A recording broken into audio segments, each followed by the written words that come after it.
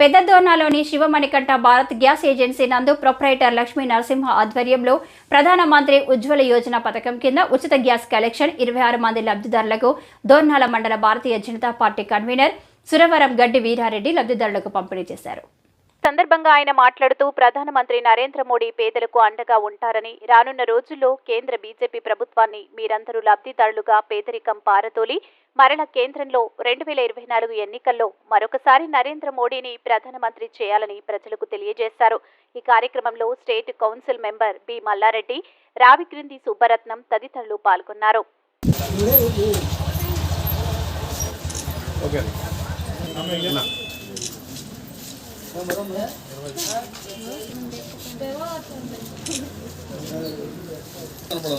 మోడీ గారు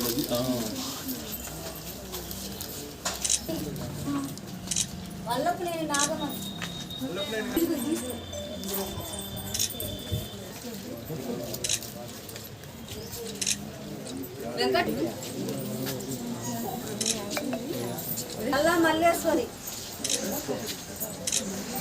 అలుగుల సుశీల,